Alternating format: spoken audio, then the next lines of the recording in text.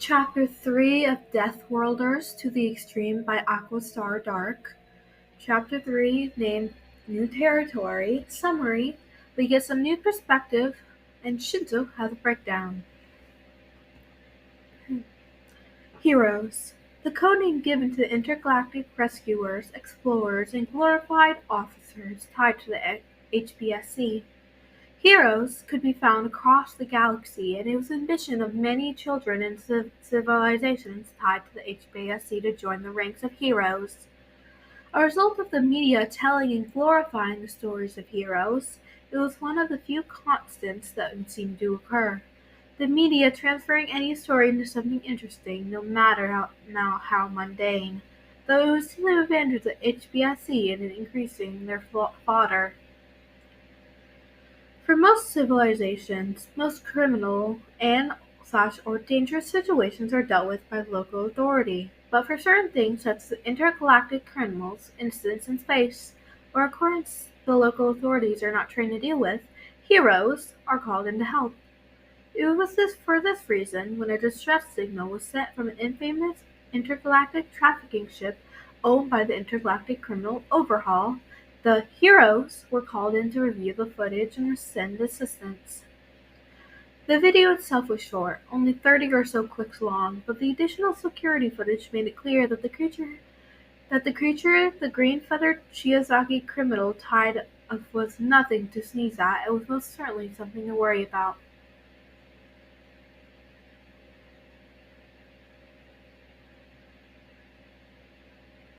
It's running rampant through the ship, knocking out or killing anyone in its way. We picked off a death world in an insulated system. Overall, thought it would be interesting to study, but it escaped. I don't care if I'm calling heroes for help. We can't deal with it. It crumbled Nick's beak head on without getting hurt for Sky's sake, were the words of a hysterical she as blaring alarms flashed lights rang in the background of the room. The description made who heard it doubtful, but then when the team of heroes looked over the footage, 2 doses of concentrated venom and it didn't even hinder it?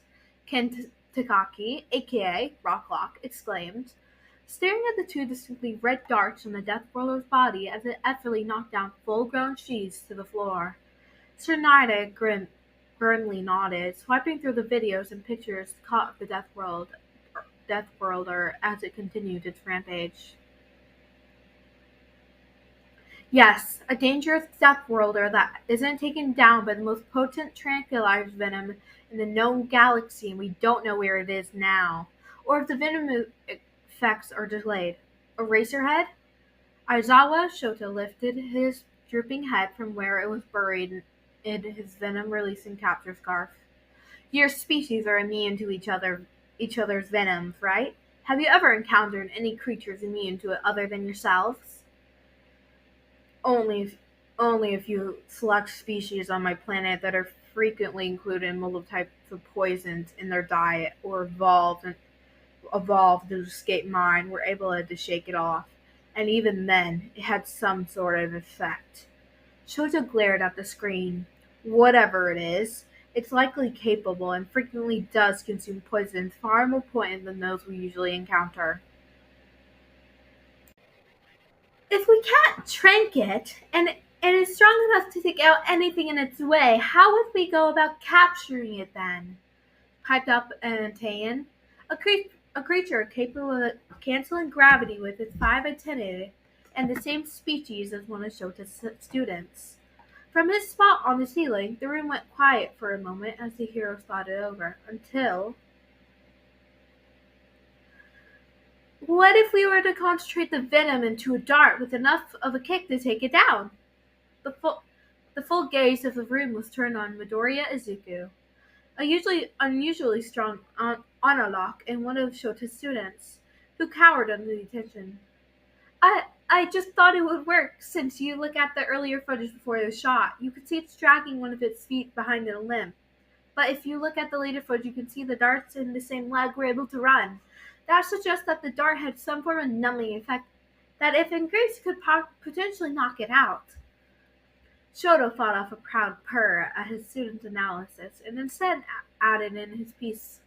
It's possible. The current darts are set up in a way so they wouldn't harm most life forms, but with increased concentration and the size of the darts, then it would be logical that such feat could be done.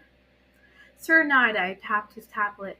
I've I let my I've let my team know. They write up the calculation for the deathworlder darts. Now, let's figure out a plan for extraction. Hitoshi wasn't sure whether to cry with rage, grief, or gratitude as he stumbled out the escape pod into the red ground of the alien planet.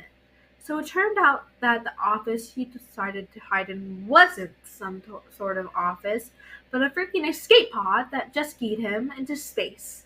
Space! He should have died from running out of oxygen or running out of food or something. Something from drifting in the black void. But by some miracle, he's crashed into a planet that actually had an ideal amount of oxygen, water, and even plant life. If the giant tree like stalks were to suggest anything. An absent hum resonated through the forest, presumably from bugs, which Hitoshi could eat. Hitoshi nearly died after being abducted from Earth by a bunch of aliens, and right now, Hitoshi wasn't sure what to do. Should I sleep? Check my wounds? Explore? Hitoshi wanted to do something. Instead, he collapsed to his knees and breathed deep, gasping breaths before screaming to the sky. His voice cracked and braked even as he wailed, but he refused to stop and only continued to cry to emotions to the world that had saved his life after he'd been stolen from what he'd known. He cried in grief, cried for the broken life he left behind, he cried for a planet he never got to walk on again. He cried for the cats he never got to pet. He screamed with rage, too. Rage at those who kidnapped him, rage at the loveless life he lived on Earth, rage at his parents for living the life they had and for leaving him behind. Eventually, his throat was so raw and dry that he couldn't scream anymore. So instead, Hitoshi opted for sitting back on the ground and staring at the sky as hot tears ran down the side of his face. His ankle hurt so much more than it did before when he was tranked, likely because he ran so much on it when it was injured. But it didn't hurt as much as the uncertainty and fear that felt like a salt-lined hole was drilled into his chest. Because he wasn't sure he was going to survive, and he knew he wasn't able to return home. Otoshi felt despair at the thought. He didn't know how long he lay there, though the sun did move a considerable amount across the sky, until he finally gathered his will and half walked, half crawled back to the confines of the escape pod. It was built for survivability, Hitoshi could tell that much. Between the look that looked like water purifiers and catches of something that somehow resembled dehydrated meals, but that was only for a short term. Hitoshi needed to figure out his environment if he wanted to have any chance of long-term survival. Do I even want to survive, though? Hitoshi shook off the thought. Fortunately, the pod seemed to be equipped with some sort of solar panel type electricity, or just a lot of juice in its battery, and was able to handle the experimentation that eventually allowed Hitoshi to figure out how to open and close the sliding door hatch. Satisfied that he had some sort of security, Hitoshi crawled up into the top of the pod and gazed at the landscape around him. In all directions, Hitoshi found the tree, like plants scraping at the sky, gazed out at the landscape around him. In all directions, Hitoshi found the tree-like plants scraping at the sky, though it was interrupted in one direction by the massive scar on the ground created by the land pod that was revealed rust red dirt.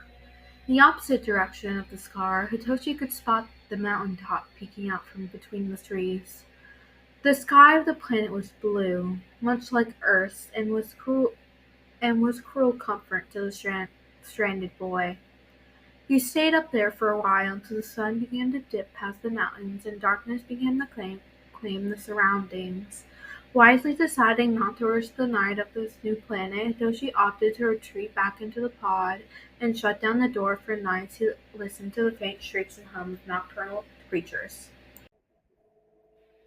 Deathworlders to to the extreme. Chapter 4. Hope and Fear. There are no summary on this, so let's get straight into it. Hitoshi didn't sleep that night, though the night did seem shorter than the ones on Earth. Between the pain in his ankle, running through the ship must have been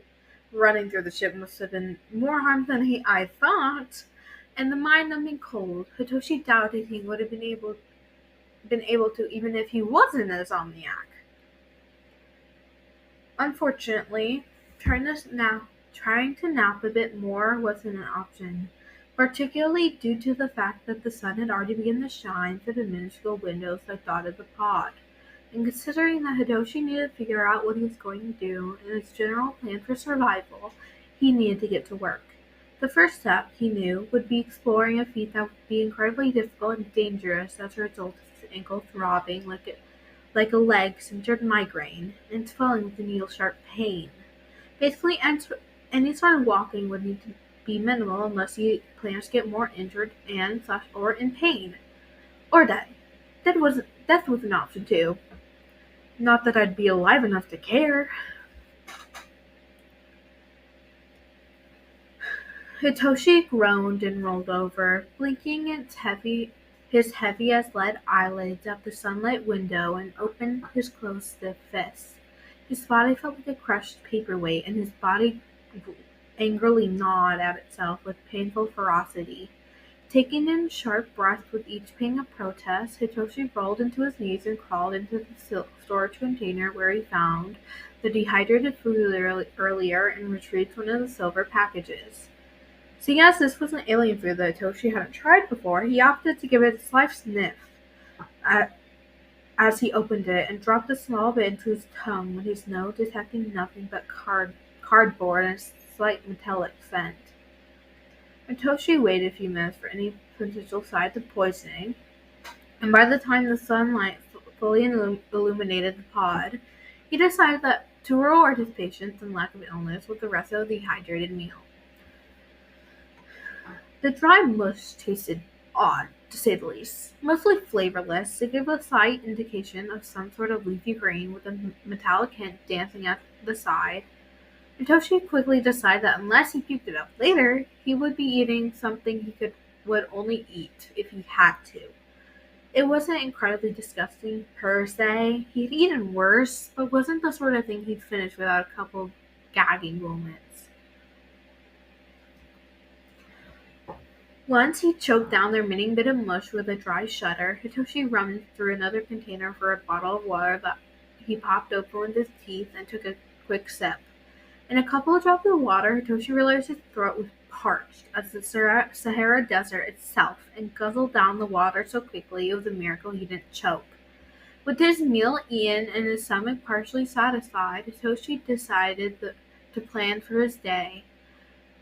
He knew he wouldn't be able to do much on his ankle, so his priority should be make a cast or something like that to put on his ankle to stabilize it and provide support as well as possible. Ideally, with the hand on the wall, Hitoshi rose on a single leg and carefully hopped to the door. The button to open the door was small and circular, as it took a while for Hitoshi to find it initially, but now he couldn't miss the neon blue coloring as he pressed it, and the hatch of the door smoothly popped open, and a thin ramp slid down.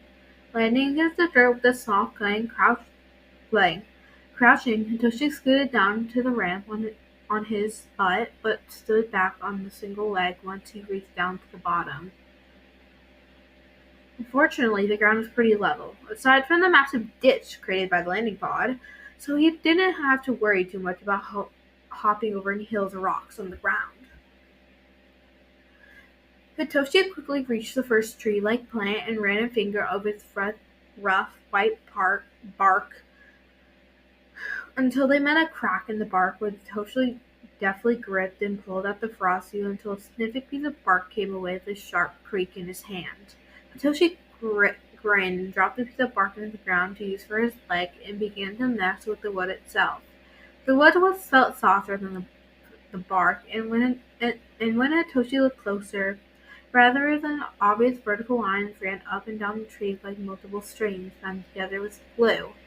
Squinting at the wood, Hitoshi experimentally picked up picked up a short rock and hit it against a tree. Strings of wood made themselves obvious with every strike, and soon Hitoshi was able to sneak his fingers into the crack and extract hard yet bendable strings. If Hitoshi wasn't still nursing a twisted ankle, he would dance with joy.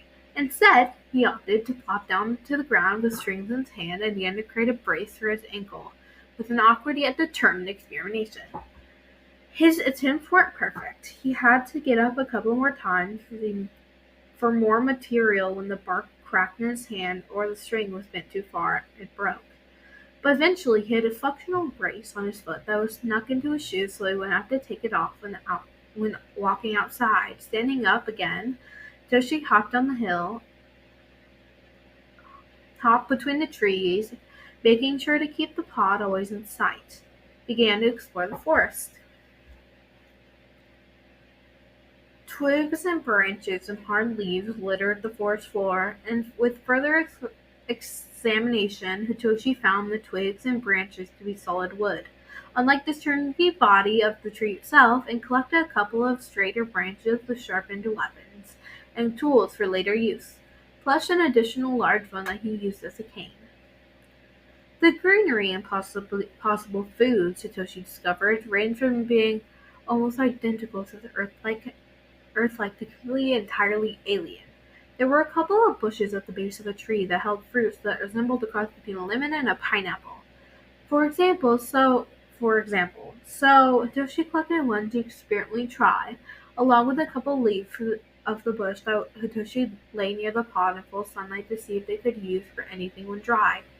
Once the leaves were laid out, Hitoshi peeled the fruit to discover portion layers like that one of orange, and after a quick bite found, to his delight, a sweet and sour interior that tasted nothing like that he tasted before, though just as delicious as the fruit it resembled. Hitoshi quickly took another bite, and another, until all the remaining fruit ended up sitting comfortably at the bottom of his stomach. Hitoshi also found a weird thing that resembled something like a giant nut hanging from the side of multiple trees, and when Hitoshi cautiously threw a rock at it from behind a tree, it fell to the floor with a hollow plaque resonating from its hard shell, which, upon further examination, contained the soft mush material that Hitoshi decided to bring along with him to test in case it was edible. On the off chance that it wasn't initially edible, Hitoshi decided that he would try to find a source of water to soak it in before cooking it. Since that was the strategy that could be implemented to get rid of the toxins and multiple nuts back home, worst case scenario, he would empty the shell and turn it into a backpacker bag.